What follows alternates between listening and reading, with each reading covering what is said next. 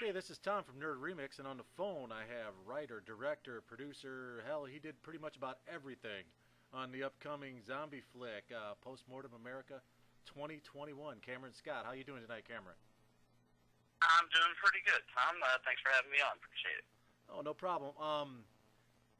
In watching the trailer, I picked up a disc from Tom Berdinsky at Cinema Wasteland last month. Man, you have a cast and a half on this. What can you tell us about the plot without giving too much away? Oh, okay. So without giving too much away, let's see. It's what I call a neo western. It's a new age western. It's set in the immediate future, of course, near 2021, and where basically there is no law and order. There's just bad guys and even badder guys that roam the earth still. It's basically a tale of revenge. It's a tale of revenge and what happens when vengeance has been satisfied and what is left. And just happens to have a boatload of nasty zombies in it as well. But if I could sum it up, it's a Western revenge zombie thriller. Speaking of Couldn't just settle on just one genre. I had to go all out.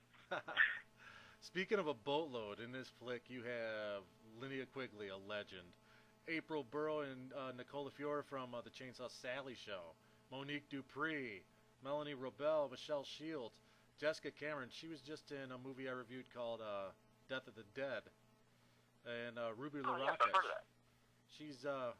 She was in a bunch of Misty Monday flicks, right? In Bone Sickness, I think. I actually just saw Bone Sickness last week. It's funny that you mentioned that. Yeah, she was actually in another one. I hate to use the term Netflix because I hate to say that I don't actually go out and rent anymore. Just Netflix everything. But Shadow Dead Riot was another good one. That was the one I saw that let me know that I had to have her in the movie. Yeah, with Tony It's Todd, right? What's that? I'm sorry. Tony Todd's in that, right? Oh yeah. Tony Todd's in it. This is greatest role since Candyman, as far as I'm concerned. Cool, cool. Yeah, I'm judging from the now. I've only seen the trailer, of course, but is the film in black and white, or is that just something you did for the trailer? Oh no, it's entirely in black and white. I knew that in my head before I even started writing the script. Before I even set out and and got deep into the script, I knew I wanted it to be in black and white. I'm a sucker for that old school look, and I'm a big fan of like old school horror, 30s and 40s era type stuff. And I always knew I wanted my first feature to be in black and white. Judging from the trailer looks very cool. And Thank is you. that's Jim O'Rear, the bald guy, right? Oh yes. He plays the lead villain in the film. Why don't you even say villain? Because pretty much there are no good guys in this movie. There's well, no, I shouldn't say that. There's one person. I won't give away who, but there's only one character that is actually redeemable. Everybody is a varying degree of bad guy, thug, scumbag, and Jim heads them all off. He is the lead villain character, Severin, that pretty much is in charge of everybody. Though everybody is kind of their own person. Everybody, like I said, is this varying degree of badass. Well, judging from the trailer, like I said, it looks really cool. I mean, it looks like a lot of things that all genre fans are going to love. It's got a lot of hot girls in it. It's got a lot of guns in it. It's got a lot of blood in it, and it's got zombies. So, I mean, you can't go wrong, right? Right.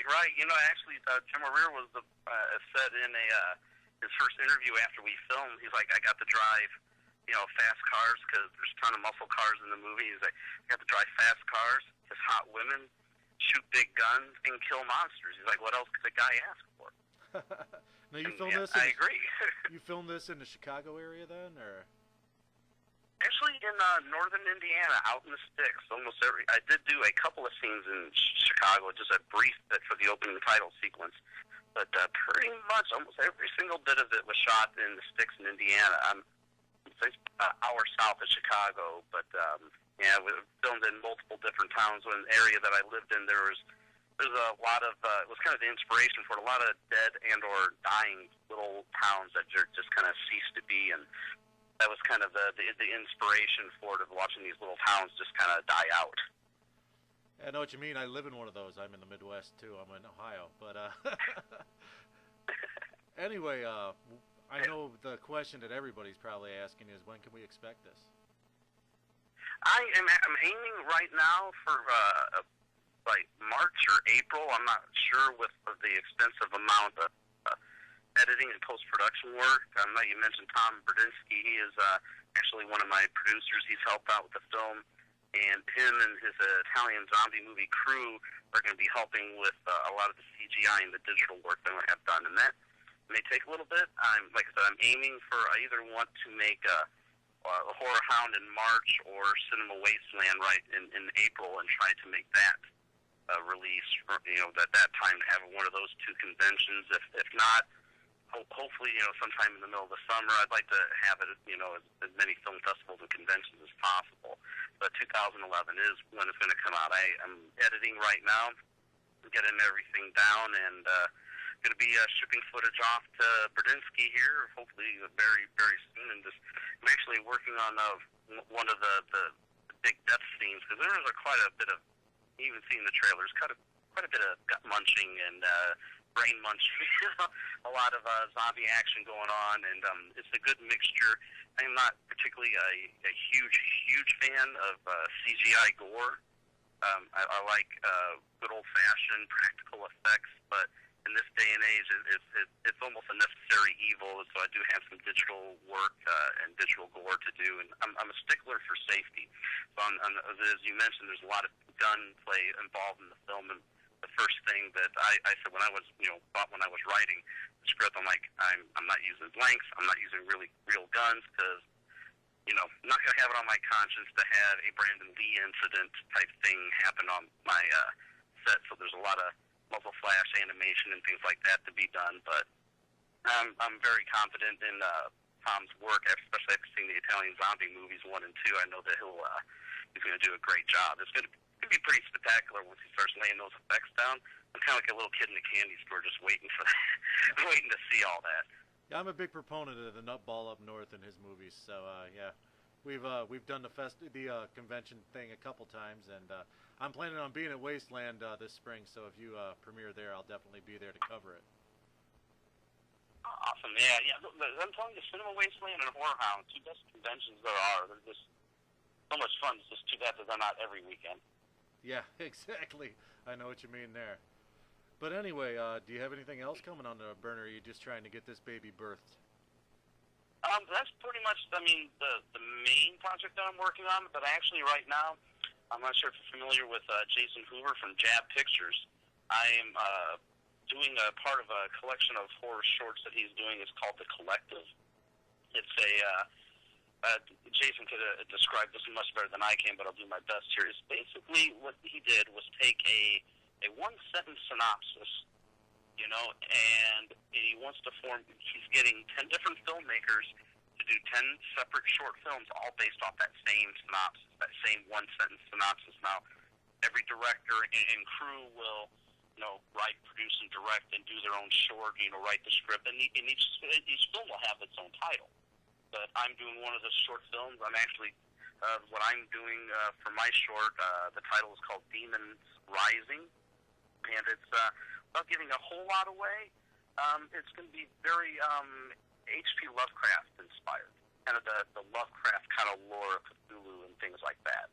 But I'm filming that right now while I'm editing post-mortem, because one project isn't enough. I always feel like you can't be spread too thin. As a project like this comes up, I'm actually really excited about to be, grouped up with, I know Blood and Guts Productions are also doing one of the shorts. Tom Berdinsky is doing one of them. A friend of mine, Eric Schneider, is also doing one. Dark Rider Productions. And, God, I know there's another 4 or 5 others that I can't think of right now. I'm forgetting them, but that's something to look out for. But like it's coming out of Jab Pictures, and it's called The Collective. It's going to be pretty interesting. All right, Midwestern filmmakers representing, right? Right, yeah. Well, that's the thing. Us independent guys, we got too many people. That's probably my one pet peeve. Too many people are fighting one another, on these kind of things. Too many people always kind of got to one up the next guy, or make the next guy, belittle the next guy, fun of them, or poke, fun of their projects or whatever they're doing to make themselves look better. But what Jason has done is really, brought so many of us together to make a really neat project, which, I'm really thankful for him to have me as part of the project. And it's going to be really interesting just to see what, 10 separate people can come up with from the same idea. It's going to be very cool.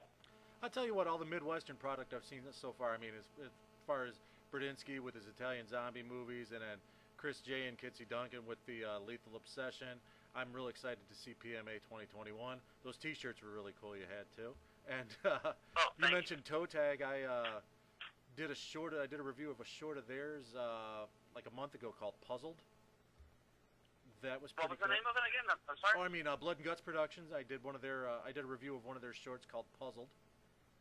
Yes, I've seen that. I like that. So, I mean, everything's been real quality, and everybody's been real cool dealing with it. So, as far as providing content for the site, getting screeners out and everything else, I'm going to expect one of them PMA screeners, by the way.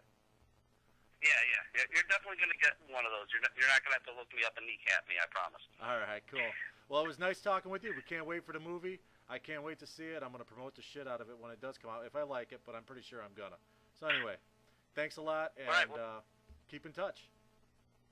Hey, thank you very much. I appreciate all the good press here and all the good words, and I'll do my best to make you all proud. All right, thanks, man. All right, thank you. Bye-bye.